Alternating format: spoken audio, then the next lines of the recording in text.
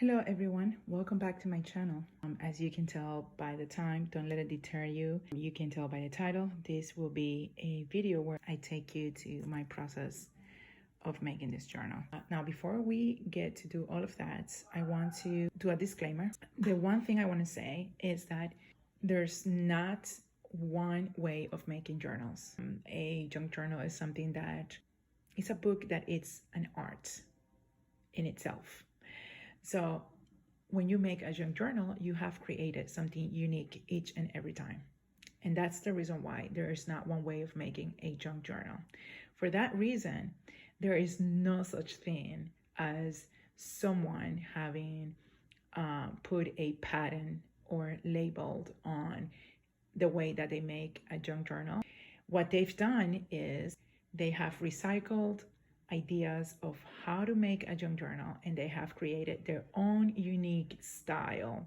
But the basics of creating the journal is something that we have all gotten from recycled ideas and recycled process. And what I mean by that is, you can read a book on how to make a book and how to put together a book. You can actually just tear a real book apart and see how the book has been put together, and then just come up with your own thing. So what I mean is the basics of creating a book, it's already out there, and bookmaking is something that has been going on for ages. So I just want to stress that do not get up in your feelings. Do not come over here and say I'm stealing somebody's idea, because I am not. I want to do a series on how to create junk journals, or just how to come up with different ideas on covers and bindings. What I aim to do is to help you guys and also help myself, because as I do this, I gain inspiration as well, to help us, me and you, to get inspired so much that eventually we just create a ton of journals and none look the same. They're all different because we have come up with ideas and different ways of creating covers, and just break through that pressure that we feel when we start doing a project, and just feel completely free when we create. So I want to show you a couple of journals that I have created in the past. And yes, this right here looks a lot familiar, like Johanna's, right? These charms are actually from a Christmas book that I bought from a creator that makes her books exactly like Johanna's books, right? So I guess she purchased the class that Johanna had on making books, and she makes her books exactly like Johanna's, right? So I bought one of her books, and she had a bunch of these charms that you see here, these beads she had on her book. Now I did not like exactly how the book looked in person. I thought the book looked really nice, and it was well made. I'm not trying to say that it wasn't well made. It was well made. I just didn't like the papers of the book inside. So I decided to create my own Christmas journal. So I made my Christmas journal, and I took some of her beads and I added some of my own charms, like this one over here, this one over here, this, and a bunch of others are my own charms. And I decided to, for the first time, give it a try and make the charms similar to how Johanna makes her charms. You'll see that it's not exactly the same way. I still went ahead and did my own theme, right? I give it my own touch. So I think it's very pretty. Okay, the way I make all my books, I follow the basics of Zoe Tofield. Now I will link her channel below, and I will link this specific video. It's for free. Okay, I've never paid for a class in my whole life. As far as crafting, I've never paid for a class. And so I'm following the way she makes them. However, I don't necessarily do exactly like how she does them. What she does is she uses fabric, and she covers the entire book with fabric. I don't. I use my fabric up to only one. I think that's about 1 inch. Or no, that's more than 1 inch. About 1.5 inches or so of the cover. but the spine does have fabric all over. This is my book, and you can see here the fabric a lot more than you see it here, right? You can see it here a lot more. And the reason for that is because I used a gift box. I cut it and I just put it on top, on the front part, on the front cover, and I didn't do that for the back. Another journal that I am still working on, been working on for the longest, is this one. Now, as you can see, the same, I added fabric for my spine, and the fabric goes all the way here, but then I added a lot of gesso and a lot of modeling paste to even it out, sort of. And I did a stencil. This is a stencil, and I've been painting this stencil. I've been doing this for the longest. I actually stopped with this book. I stopped for like 2 years. I haven't come back to it. So if I come back to it now, I have to do a lot of other stuff to it so that it doesn't look bad. I did use, for this one, I did use an actual book cover. That's an old book. I did use an actual book cover. This one right here more or less follows the same idea as that one. On top of the for the spine, on top of the fabric, I just glued. This is the spine of the actual book that I use for this, and this is as well. It's a real book cover. And on the inside, as you can see, this is how it was finally finished. And what I was thinking was to just sell the book cover. I don't know if I'm gonna still do that, just sell the book cover, or actually put in signatures in this book. But yeah, this is one way of making the book. Is very sturdy. Okay, this is a very sturdy very sturdy, because it's a real book cover. Okay, and here's another cover that I started, and it's the same idea. The only thing for this spine, I cannot put it through the sewing machine just to create patterns and texture. And I wanted to do a collage here and to just create texture, and I didn't know if I was going to paint something on the top. And then I stopped, and I haven't gone back to it because sometimes that happens. And this is how the inside looks. Yes, it looks messy. This is coming off and all that, but that can be fixed. That's not the book tearing at all. It's just the newsprint. It's the newsprint that's coming off. But yeah, so let's go ahead and jump into the actual video.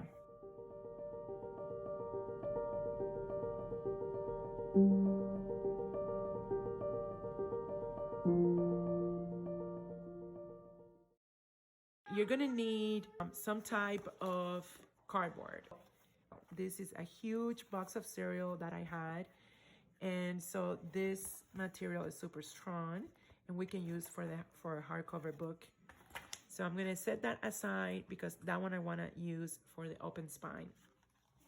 This is kind of hard, and is a graph composition notebook, okay? And this one is soft, okay? And this is another notebook that's called Fabriano. And I got this from the art supply store that I go to. And this is just from like a spiral notebook, okay? And I just cut it to the size that I needed. This is actually also soft cover, but because we're gonna glue paper on top, it's gonna be less flimsy than this. And then this one, obviously, it's just Ritz from the Ritz box, and it's already not that flimsy. So once we glue stuff on it, it might become hardcover. It depends. I'm not sure. But either way, soft cover or hardcover, it's not the big deal. The big deal is the different types of spines that we're gonna create and the different types of bindings. Now, this, I gathered this because I've been hoarding this for a while, and so this is what I'm gonna use. But you can use anything you have at your disposal that you deemed will be okay to use as a cover of the book. The other stuff that I like using is Craftex, okay? And this is one of the things that I took from Zoe Tofield. She uses Craftex for her spine, and I think it's such a brilliant idea because Craftex is kind of like in between paper and fabric, and it will be very sturdy, and at the same time it's very malleable. If you don't have Craftex right now, to work together with me. You could use anything else. If I have Craftex, the same material that I use for my cover, I will use it for my spine. The other thing I use is fabric. Again, I already said that I follow the basis of what Soy Tofiel does, and she also uses fabric, and I like to just use the fabric for my spine. That's one thing I would do. If I were making a hardcover journal, I will never just use, if I don't have Craftex, I will never just use this, because once you bend this, it's going to completely create a crease and it's gonna eventually break. You wanna use something that's malleable.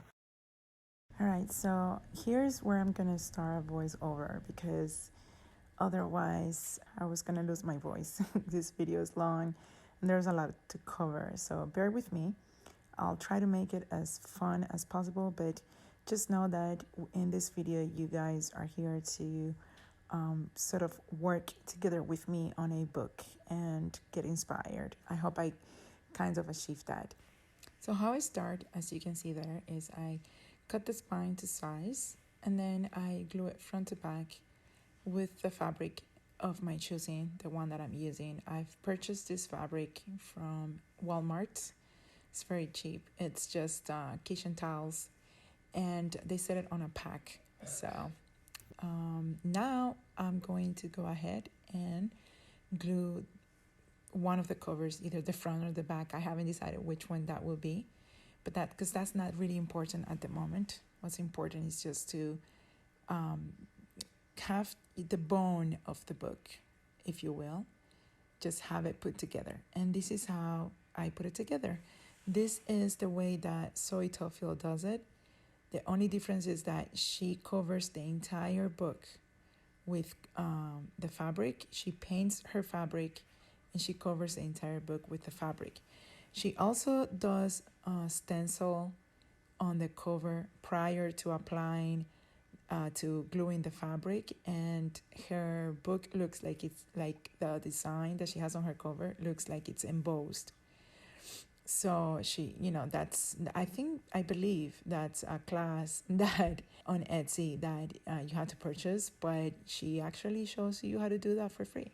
I'm using here another cover that I had already prepared, just because once you actually like put together the bone of the book, the structure, you kind of want to leave it one day to glue. Just you don't want to be working on it when the glue is still trying to set in. So we're gonna continue the steps that I take to make this particular cover with this book, but we're gonna finish with the other one that we started.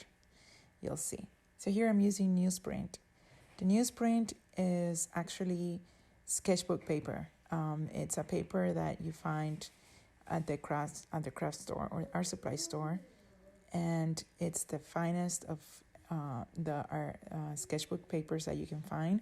And it's basically to sketch with charcoal or pencil. It's not meant for you to put any paint on it or anything because it's very thin. It's very thin paper. It's like newsprint. Well, it is newsprint. So I guess that's where it gets the name. Or maybe it is the actual paper that they use for newspapers. I guess. I don't know. I'm kind of distressing already. I'm kind of distressing, making a distressed look. And the way I do that, as you can see there, the paper is so thin, you can actually rip the paper while it's gluing, and you can create that effect. And this is basically what I'm going to do with the other book. So everything I'm showing you is basically the same thing that I do on both covers. The difference is that at the end, they're going to be painted different colors and they're going to have a different design.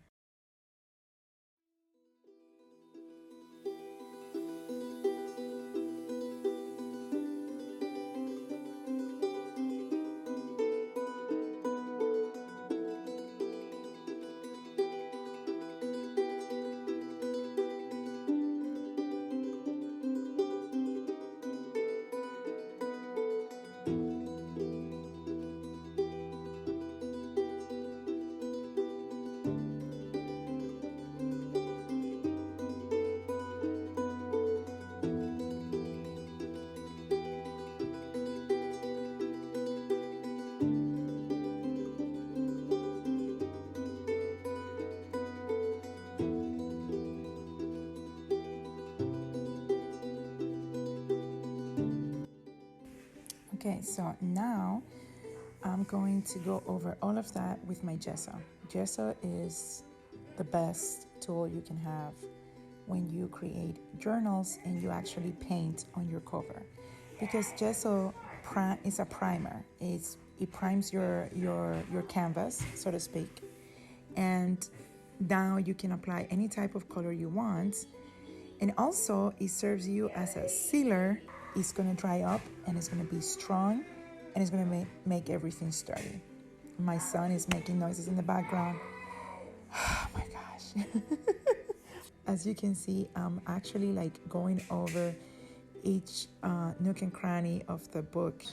Anything that I find that it's either coming out, like it's not glue, like that right there that you're seeing, anything like that, I just either rip it out or go over it with gesso. So the gesso is really like, it's a multi-purpose tool. I really like it. I love using gesso for everything almost. And here's how the original, not original, but the first cover that we put together. Here's how it came out after I gesso it. And now I'm showing you the colors that I'm going to be using. So I'll be using that. It's called maroon, I think maroon. I actually call it wine red, right? Because it's dark red, it's almost brownish. And I'm also going to use gold. So I'm going to do several layers of this, and I'll be back once I'm done with that.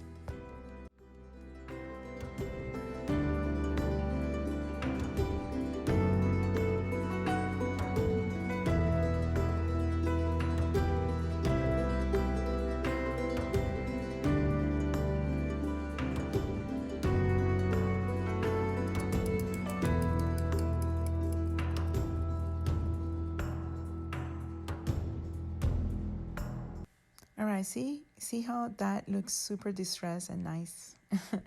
And I'm going to show you here how I achieved that look. I went over with a piece of towel. It's the towel that I use to when I use my paints. You always got to have some sort of towel or something that would absorb the moisture of your brush. And yeah, that's what I did. So I go over it with the gold now several times. I pat it, and that's basically what I did. And then I went over it with the red as well, and I'm just trying to create that ombre effect. And you'll see at the end that one side is going to have more gold than the other side, but that's technically okay. It's not a big deal. This is how the book dried up. Now we're going to do a design in the book. We're going to draw some flowers. And I'm going to use my gold, this gold pencil just to draw the flowers. And then I'm going to go over it with gold paint. And we shall see what comes out.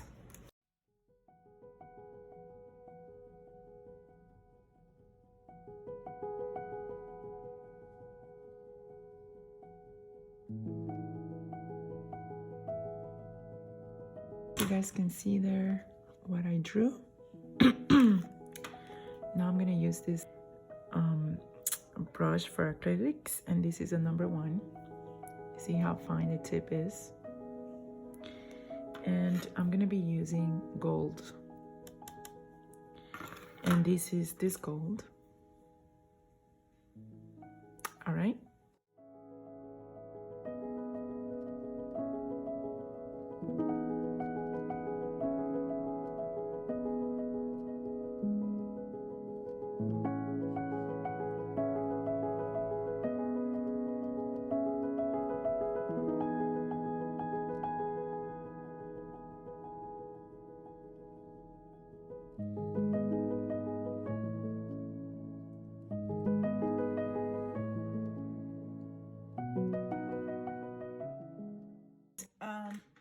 A lot has happened since we last worked on this journal or on this cover.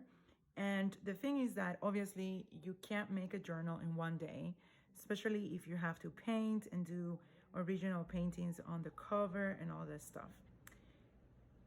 I made a mistake because I wasn't quite sure what I wanted to do with my, with the spine. So I made a mistake and I have corrected the mistake. I just went ahead and painted over again with gesso, just on the spine, and then painted over again. I added this golden strip over here to sort of like even it out and cover the mistake more or less. I added this over here as well. And now I'm about to add my picture on the front. Initially, I had this. I'm gonna show you. I made this and I wanted to put it here. All right, and I know it looks beautiful. And then I thought, oh, let's put this picture there. And I know that looks beautiful. But at the same time, I think there's a lot going on. I know that when you fold the book, like if you look at the book like this, it looks really nice. But I think there's a lot going on. So I thought this is gonna look better, right?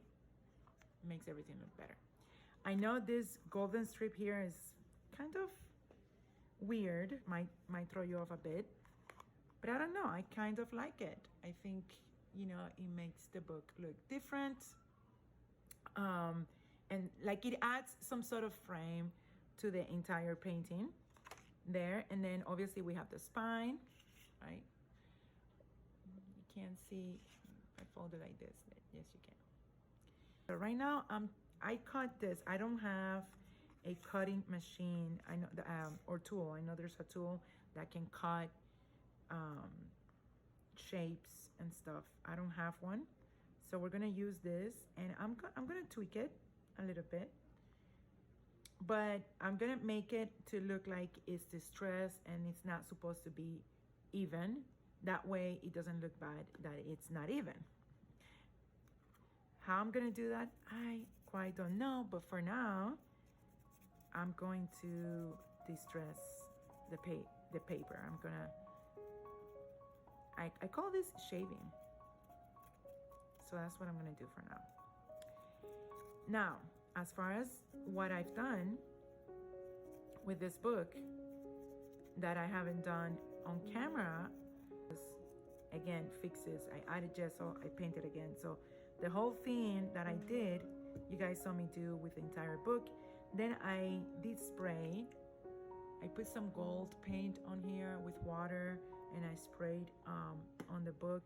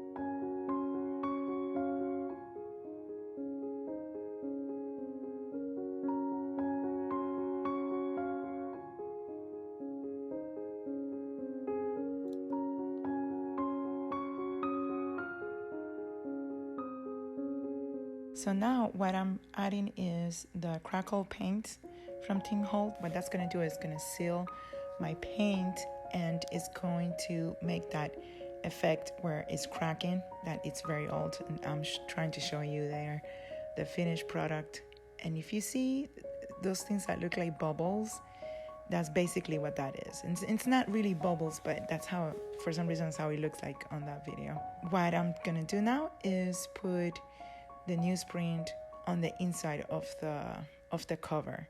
And this is something I've seen I'm a Cool Mom do. She does this a lot. She puts a lot of newsprint on the inside of her covers. I technically never thought of doing that. I would just use my newsprint on the outside, but I wanted to have a clean look on the inside cover, because this time around, I'm not going to do a hidden spine.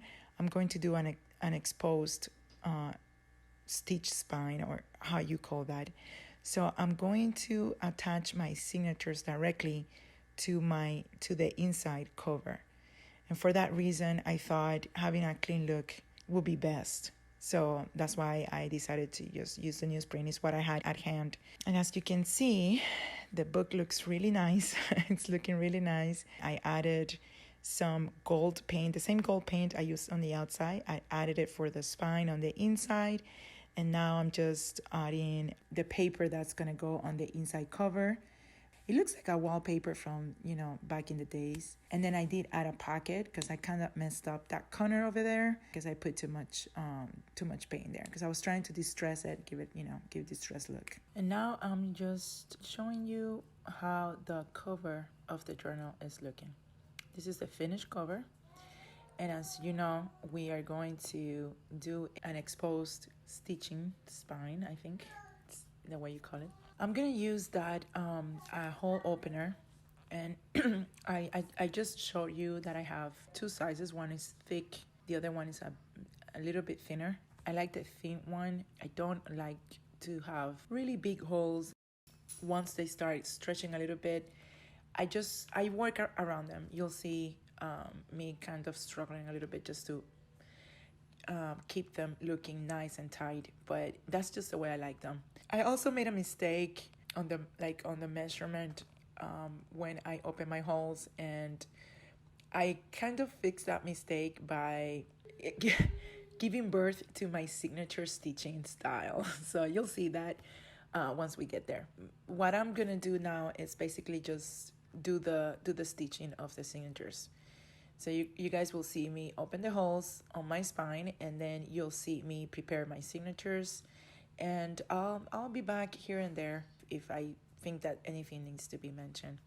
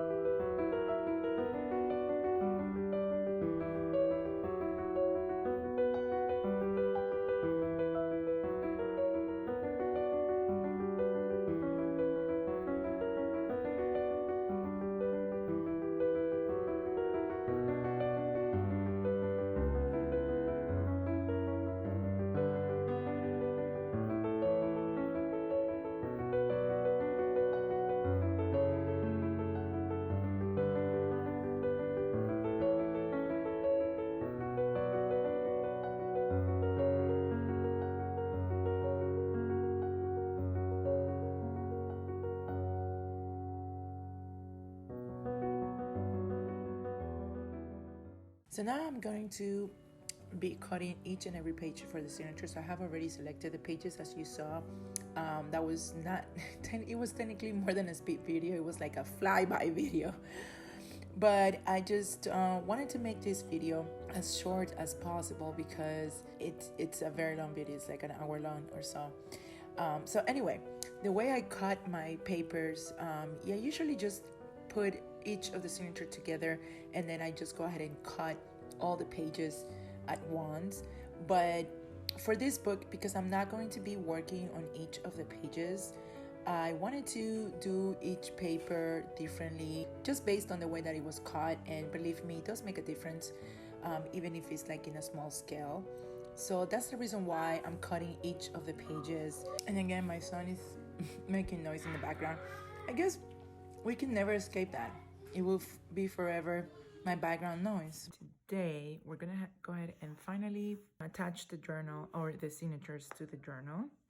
And I don't know if I told you guys this before, because this is like 3 days after the last time I worked on this journal. I did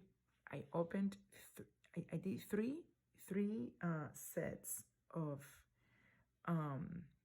holes, right? But I realized that the ones in the bottom are too close to the, to this part here, and the ones on the top were over here. So I decided to open another one on top, and I thought of doing the same here so that everything is the same, but I actually think that this way it kind of it's uneven, and it kind of gives my journals a different sort of look. And every time that I make an exposed stitching journal or stitching binding, whatever you call that, I will do it this way, just so that if you see a journal like that, you would then recognize and say, oh, I know who created that journal. I think that's so cool, and that's what I'm sticking with. This is my needle. It's just a regular needle, and like I showed you before, this is the thread that I'll be using. I like to use this kind of thread. I've used wax thread before, and it honestly doesn't feel right. I just don't like the wax thread. The other thing that I'm gonna be using is this. I got this from Target at one point, and I didn't know what to use them for until I realized that these are perfect to hold your signatures in place when you are creating the holes. So see right here, this is how the signature is gonna go.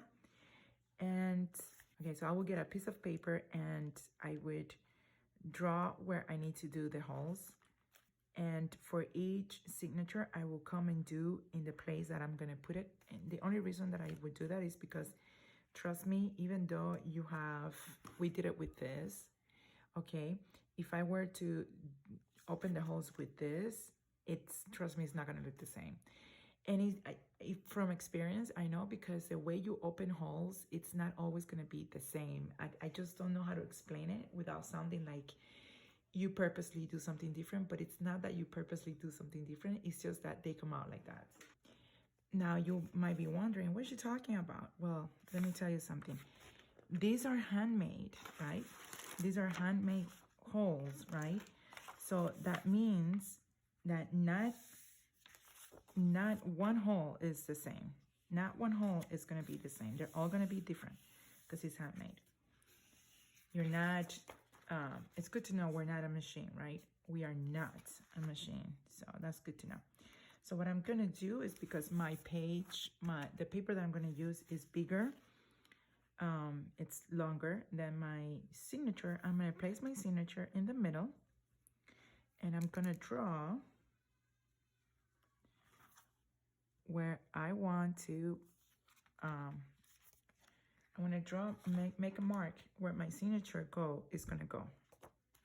And I'm going to place that right here, right there, close to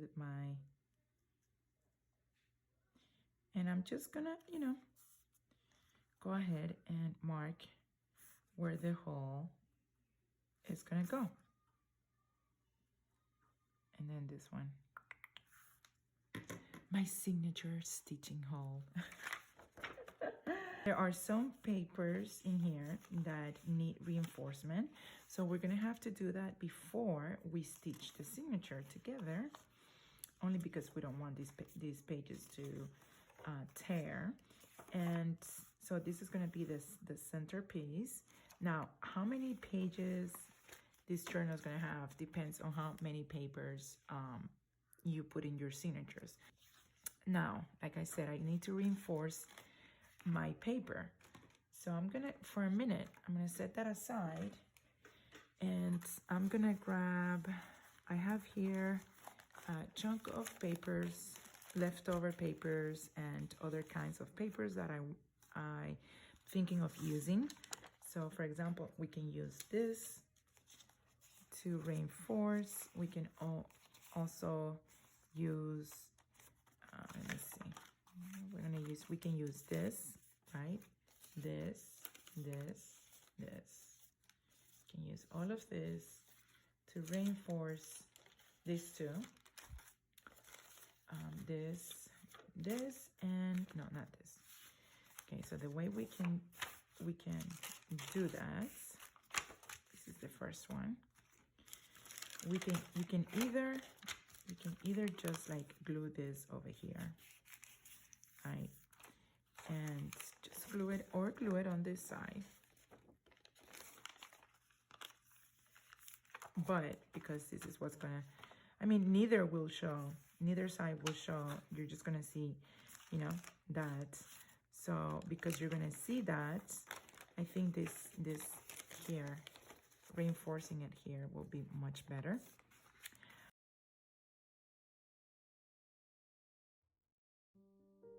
All right, guys, basically what I'm gonna do is put it through the sewing machine. I'm gonna cut, as you see in there, and I'm gonna do that one too. I'm gonna cut it, and I'm going to put that through the sewing machine. And basically what I do to keep it together, just put a little bit of glue, but not on the area where I'm going to sew. And I'm also, since I'm going to be using the sewing machine, I also thought of just going ahead and putting pockets and adding extra pages. Like, for example, I'm going to use that paper doily and add it there to that page. That's halfway.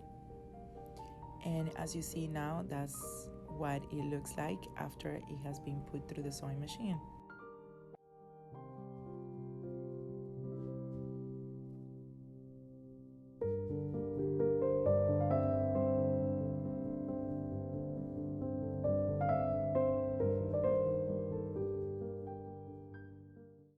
Now we're gonna open our holes in our signature.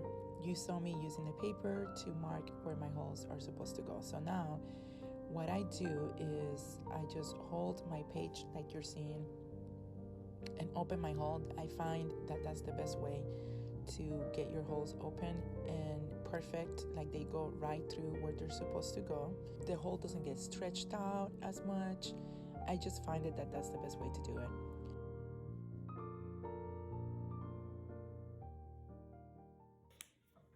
I'm gonna show you how I do this again, and then I'm going to go off camera, do make sure I prepare all of my other signatures, and after that I'll come back and do the rest of the signatures. I'm gonna sew them into the book in camera, but I just want to quickly do this one first. And I'm not going to do this one on speed video. That way you guys can see exactly what I do. I like to have a lot of leverage on my thread. So we're going to start from the bottom, and that's where my hole is. And oh, wait a minute, that's not my hole, that's another hole. Okay. Apparently this paper had holes from before. Okay. That's one thing you need to also make sure. If your papers have holes that were previously made, you just gotta make sure you don't use those holes, because then you're gonna be in trouble. Okay, so we're going to go in, and we go in easy because, again, I took the trouble of making sure that my holes were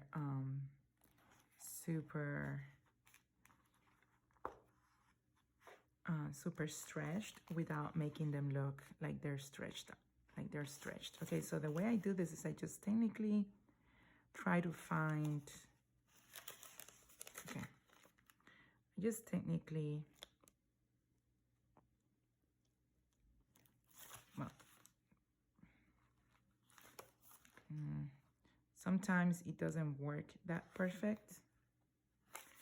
If that is happening, just go back into your hole, wiggle inside, and then come back out, and then again, what the hell? But, okay. Let's do this again. Wiggle your hole. Wiggle, wiggle, wiggle. And then you can kind of see where it is. Okay, there we go. Okay, how am I doing? This is a complete mess. All right. It's a mess, but it's gonna be fine. Okay, now I go in here and I go into my hole. I don't know if you guys are seeing that. There we go. Going into my hole right here. So I'm gonna come out. I know this is not the way other people do it, but this is the way I'm doing it. All right, so just bear with me. This is the way I'm doing it. This is the way it makes sense to me. Okay. Come on now. There we are. Okay. All right, so now just do the same thing we did, and this one came out easy. This one just came out very easy. There we have it. Okay, so now before you go and stitch all the way down, just make sure that, see how that's looking there. Just make sure everything is looking good. I think it will be easier to bring it out. Or it's just going to be easy. What is going on? Why is this like that? What's happening? Okay. Okay, I'm gonna try to fix this because I don't know why this is giving me a hard time. Okay, there. See how I fixed that? Just make sure your thread, you know, it's not giving you a hard time. So now that it's set in place, now you can kind of just go back and you will find your hole easier. Okay, gonna find your hole easier. All right, and then you can always, oh my goodness, what is wrong with this? You're making me look bad, you know? There we go. You're making me look bad. I'm giving you a lot of good advertisement for free. And you're making me look really bad. All right. Chun, chun, chun, chun, chun, chun, chun, chun. Then here we are going to tie our knots, and now you know why I went, why I started on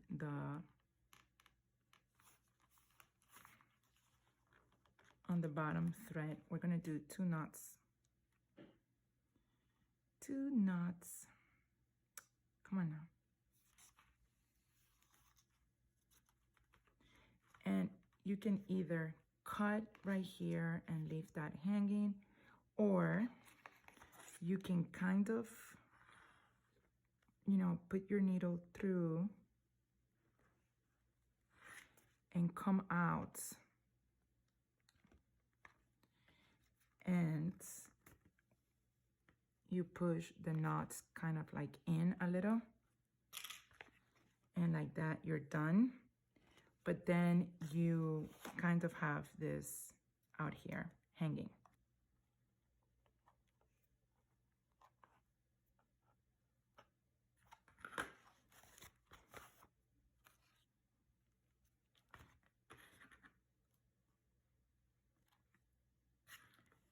Okay. There.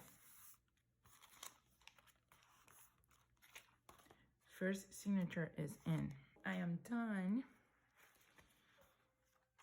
putting the signatures together and sewing and doing horrible things to my paper because I am not very good. Not very good with the sewing machine, but I am very good covering up mistakes. Basically, now what's left to do is just repeat the process that you saw me doing with the first signature. So what I did there, what I was trying to do, I was trying to make sure that the holes were aligned with the other holes, because like I said before at some point in this video, not every hole is going to come out the same. So you kind of have to, if you want to be a perfectionist or whatever, like if you want to be perfect, you kind of have to just make sure that the paper that you're using to open the holes in the signature aligns with the holes in your, in the spine of your book. But yeah, so it's not a big deal. It's just, just making sure. Yeah, and then after that, just repeat the process, like I said. And that's what I'm going to do for every signature. We'll be back once my signatures are completely sewn into my book.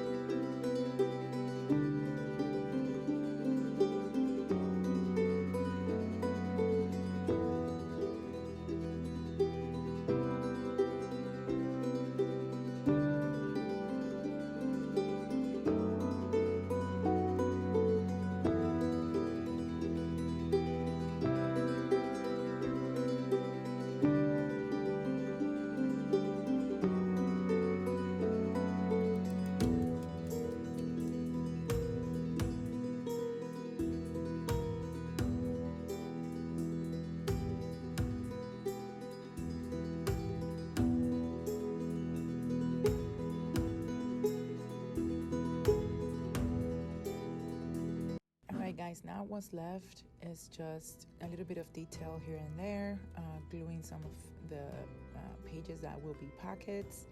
I do more things to the book off camera, but it's just decorations, so I'll show you that on a flip through. But as of now, we're done. Yeah, so I hope you guys took something good out of this video and that it wasn't too boring for you guys. So I'll see you here on my next video. Don't forget to hit like and subscribe if you guys like what you saw and you want to see more. I'll see you then. Bye bye.